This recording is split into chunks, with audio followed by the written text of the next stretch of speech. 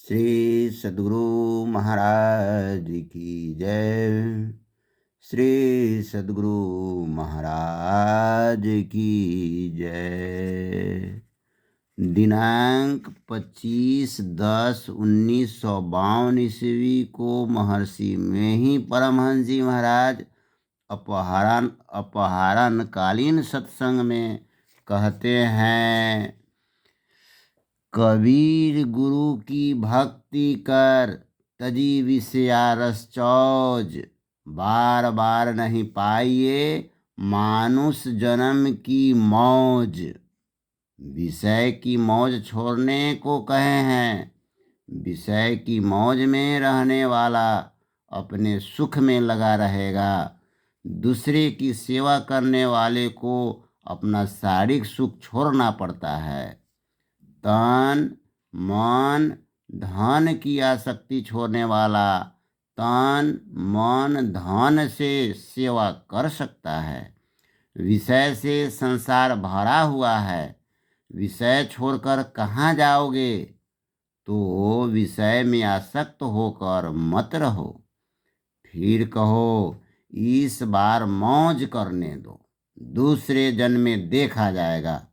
तो कबीर साहब ने कहा, बार बार नहीं पाइए मानुष जन्म की मौज। राजा भरत को मरने के समय हिरण का ख्याल हो गया।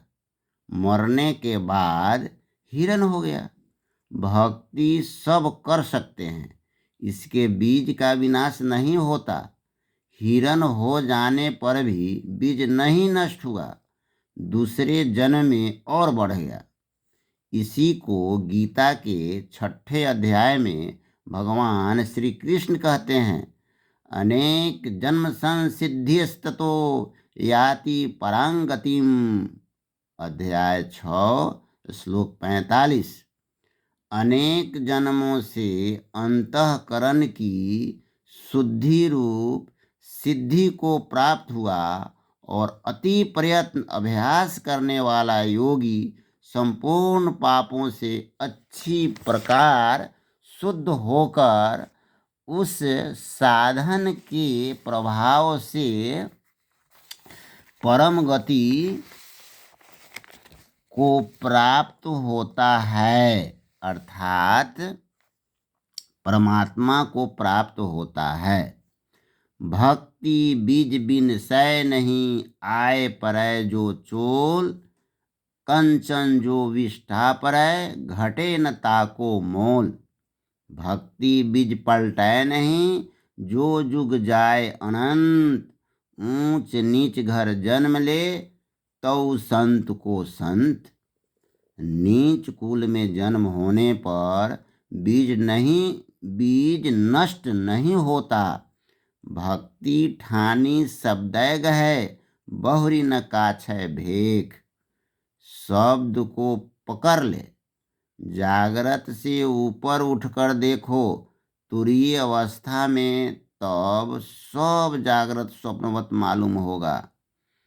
इसके ऊपर जाओ, अद्वैत पद में पहुँचो, तब फिर मिलना बिछुड़ना, सुख दुख देने वाला कोई नहीं रहेगा।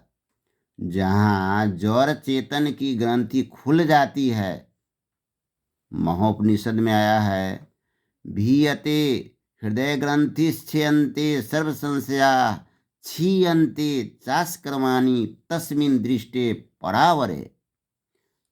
अर्थात परे से परे ईश्वर को देखने पर हृदय की ग्रंथि खुल जाती है, सभी संशय छिन्न हो जाते हैं और सभी कर्म नष्ट हो जाते हैं। उसी कर्म को करने में मनुष्य की सार्थकता है। सबको यही विचार ग्रहण करना चाहिए। सब संतों का मार्ग एक ही है। इसके लिए विषय की तरफ से आकर्षण को हटावे विचार से कोई विषय की ओर से मन को हटाए बिना भजन में बढ़ नहीं सकता। खुलासा में समझो तो झूठ, चोरी, नशा, हिंसा और व्यभिचार मत करो। एक ईश्वर पर अचल विश्वास, पूर्ण भरोसा तथा अपने अंतर में ही उनकी प्राप्ति का दृढ़ निश्चय रखना, सद्गुरु की निष्कपट सेवा, सत्संग और दृढ़ ध्यानाभ्यास, इन पांचों को मोक्ष का कारण समझना चाहिए। श्री सद्गुरु महाराज की जय। श्री सद्गुरु महाराज की जय। सब संतन की जय। संत महात्मा की जय।